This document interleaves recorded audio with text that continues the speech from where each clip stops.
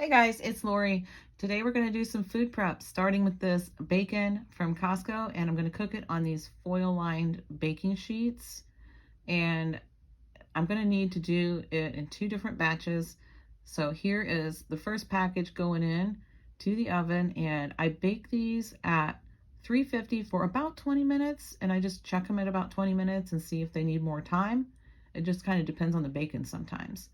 Next, while that's cooking, we're going to get some pork chops ready to put in some marinade and put into the freezer. I have the bags ready to go, and here's the pork chops.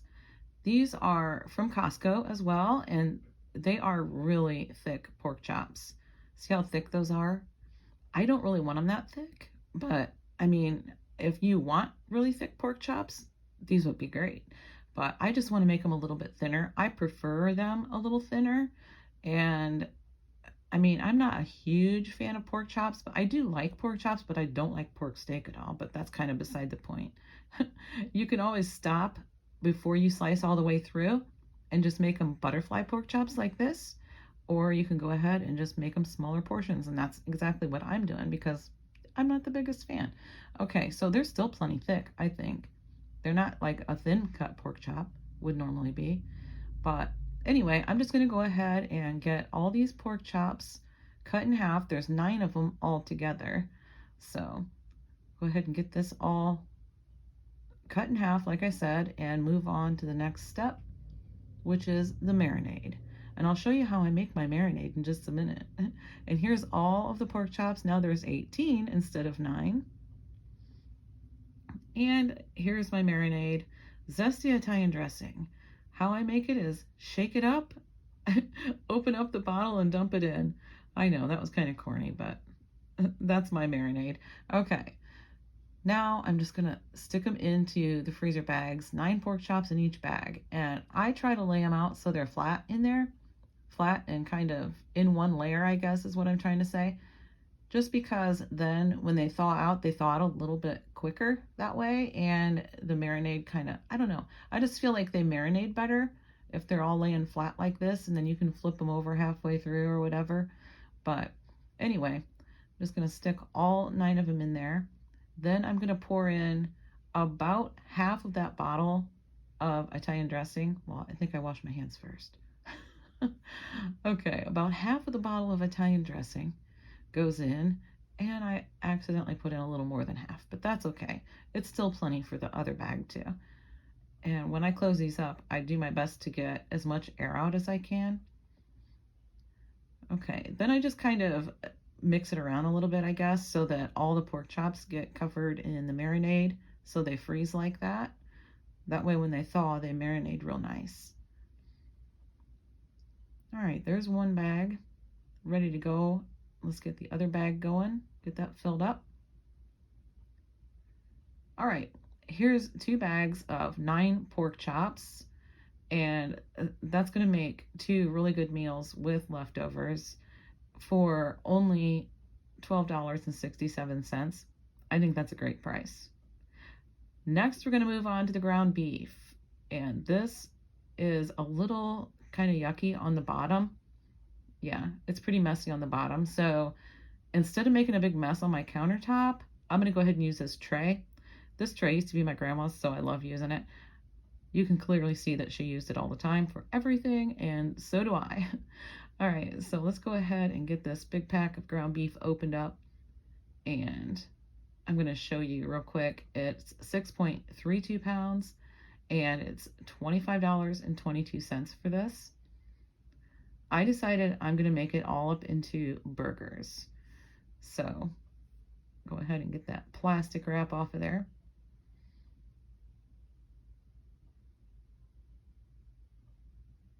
And let's get these burgers going. All right, so this is how I make my burgers, my burger patties, I should say. I used to make them like really firm and packed together really tight. I don't do that anymore, and it makes such a better burger. They're so much juicier. But I'm noticing, look at that color in the middle. Why is it like that? I'm not a fan of that. I'm smelling it. It smells fine. I don't know, guys. Why is it like that? But anyway, I'm just going to pretend it's not like that and make the burgers anyway. All right. I guess. Let's just get these burgers put together and I think it'll be fine. It smells fine. It doesn't smell bad at all. So, yeah, let's just do it. And now I'm going to wash my hands really quick because the timer's going off, even though you can't hear it because I'm doing a voiceover. But the timer's going off for my bacon. And I put my bacon on a cooling rack lined with paper towels. If you guys ever see those little black spots on my countertop, it's not dirty. Those are like nicks in my countertop. My countertop's really old, so it doesn't matter how much you clean it. Those aren't coming off.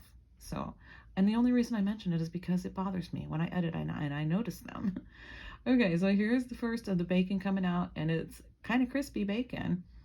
And I made it that way on purpose because I like crispy bacon on a burger, and I also like crispy bacon on a salad. I don't like bacon bits, but if it's actual cooked bacon like this, I love it cut up on a salad. So, all right, let's go ahead and get this bacon off the pan. But first, I'm going to show you what this, I'm using a jar as well. I had to go grab a jar and a couple more paper towels. And I'm going to show you what that's for in just about a minute. I'm going to get the bacon off the pan first. I kind of messed that part up in my voiceover, but that's okay. I'm going to leave it like that. I'm not doing it over. I already did it once, and I'd never hit record, so this is my second time doing this voiceover, guys. Oh my goodness. All right, so here we go with the jar.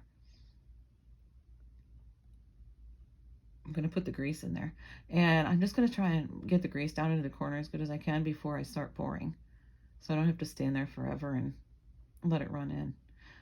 I don't strain my bacon grease. I just pour it in just like that, and I do store it in the refrigerator. I know some people strain it so they, in case there's any little bits of bacon in there, and I think if you strain it, you don't have to refrigerate it, but don't mark my words on that.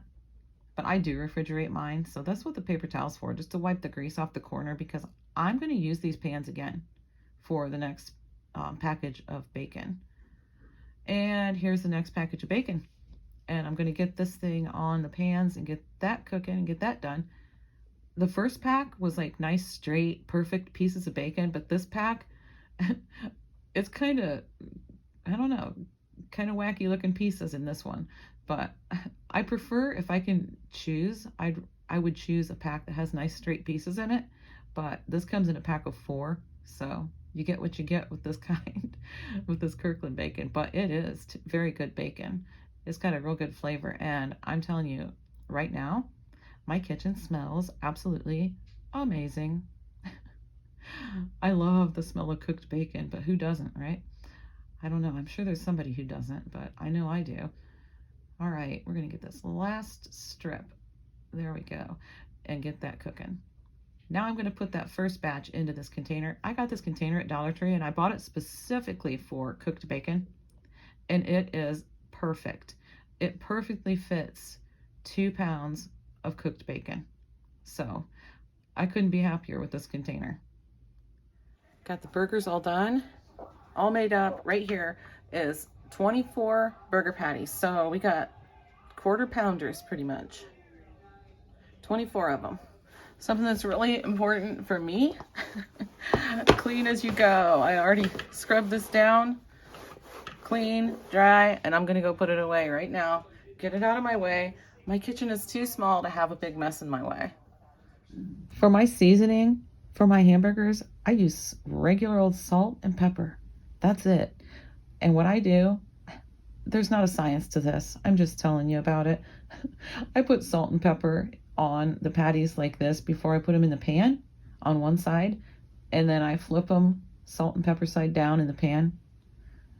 Get all these burgers into the pans real quick. And then once I get them in there, I just take the salt and pepper this side. So like I said, it's not rocket science. I'm just telling you how I do it. My dad always used just salt and pepper on burgers when he would make burgers, and that's just how I like them. So that's what I do.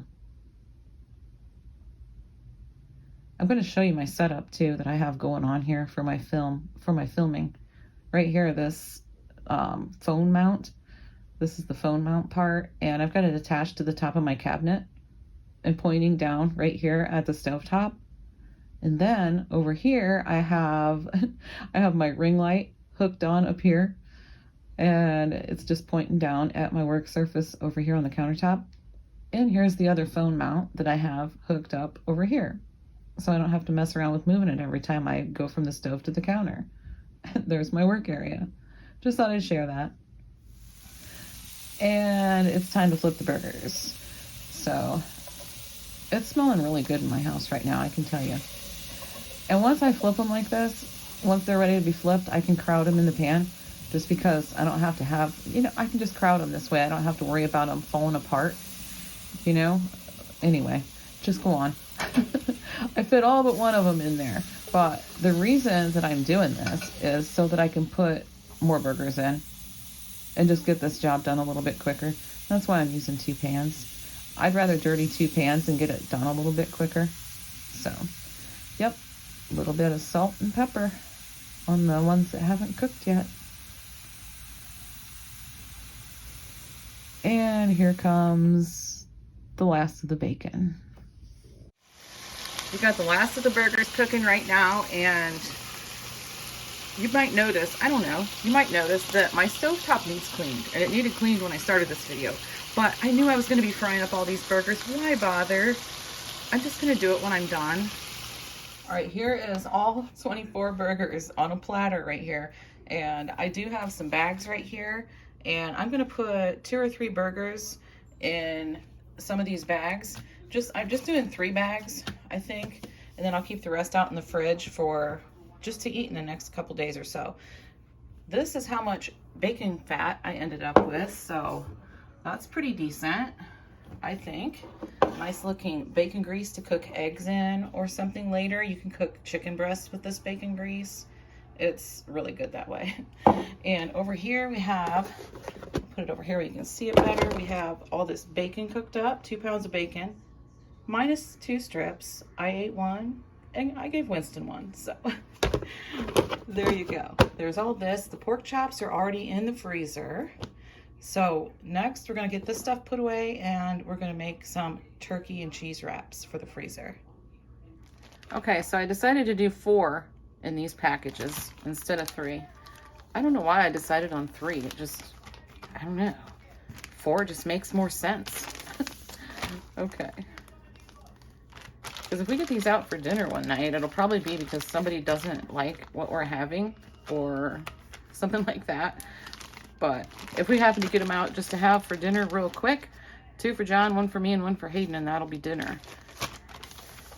And if John doesn't eat 2, he'll take 1 to work with him the next day. So, because he always does leftovers for work. Try to get them flat in there and get as much air out as I can. And then these can go in the freezer for another time. And here's what I have left to put in the fridge. I also have a little cleaning tip for you. And I'm gonna put this in the dishwasher. I've already rinsed those a little, but I have a basket that hangs up here, and I'm gonna show you what I keep in it. And it is used dryer sheets, and they are fantastic to scrub out pans with, and you don't get any, you don't get your scratch pad all gross or anything like that, and it doesn't hurt nonstick pans. I've always used it on mine, and it's never been a problem. If you have something that doesn't want to come out, that's okay. Just put this in there, run a little water in it, and let it sit for a couple hours, and then come back to it later, and it'll come right out.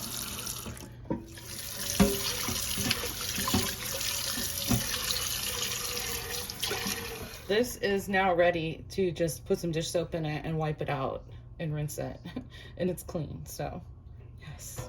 And this one won't be too hard either.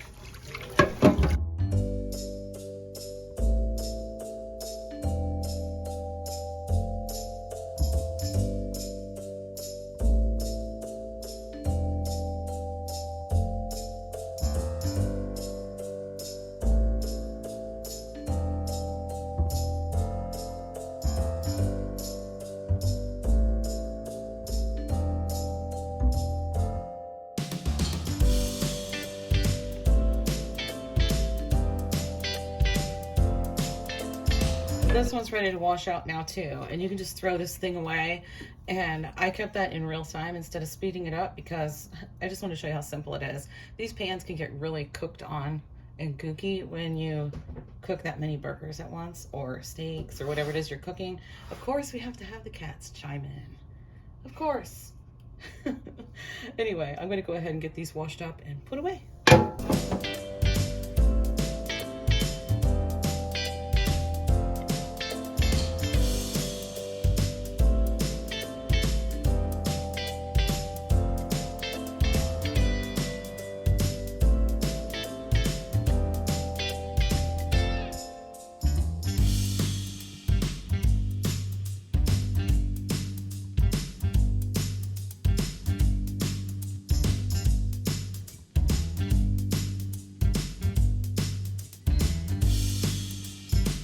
Clean towel, and I know that I don't scrub the outside of my pans down as good as I should. I could get that stuff off, I suppose, if I wanted to, but I guess I'm lazy about it. I don't know. So these are used pans, clearly.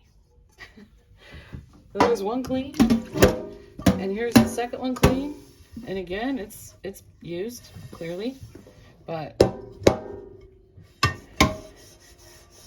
stains and all, it's clean. And it's ready to put away now too.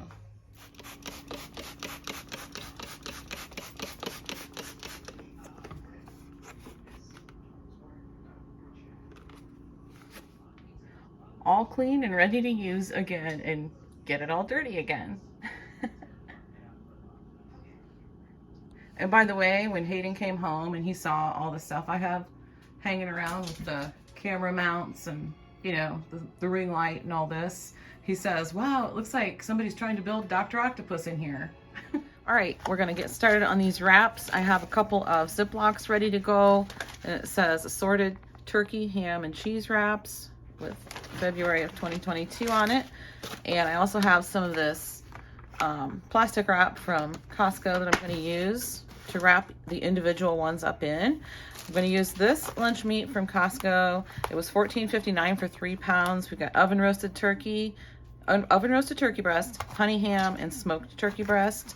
So we're going to use this meat, and I'm going to use these tortilla shells, $3.99 for a 30 pack from Costco, and an assortment of different cheeses that I picked up from Aldi.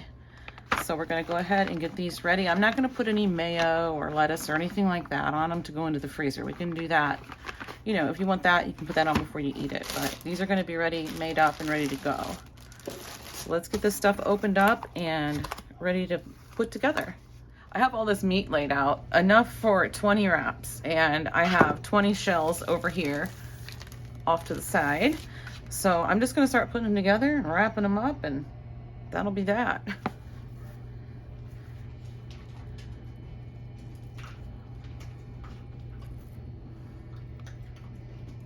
I kind of tore this one a little bit, but that's okay.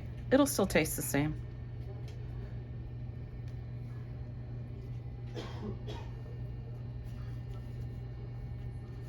I'm actually going to put it to the side a little.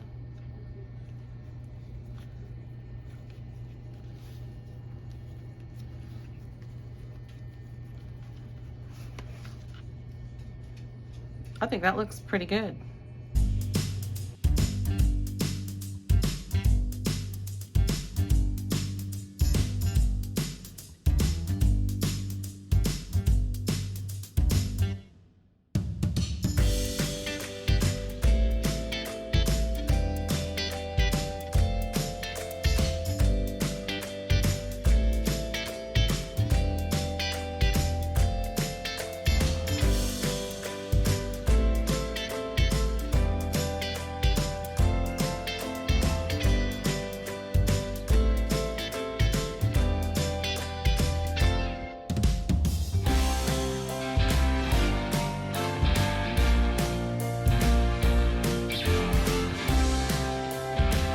for Chase to stop pestering me before I could finish this. So I think he went upstairs. I hope he did, or he'll be back. Okay, so I got a bunch of wraps, 20 of them to be exact. And these are gonna be great for just to get out the night before and stick them in the fridge and have them for school lunches, or even if you put one of these in there frozen, it would probably thaw out by lunchtime, but I probably won't do it that way. But even if we go to like a wrestling tournament, we could take some of these with us, and then we wouldn't have to worry about concession stand money, or, well, I mean, I'm sure we'll still need to get popcorn, or Hayden's gonna want, you know, some Skittles or something. But anyway, I mean, we won't have to worry about money for eating out or eating a meal at the concession stand, because I mean, what kind of meal are you really going to get at a concession stand? Maybe a hot dog or a piece of pizza, if there's any left. So anyway, I'm going to get these bagged up and get them in the freezer. And I'm just going to say right now, thank you for watching. If you made it this far, if you did make it this far, let me know in the comments below. And I will see you in the next video.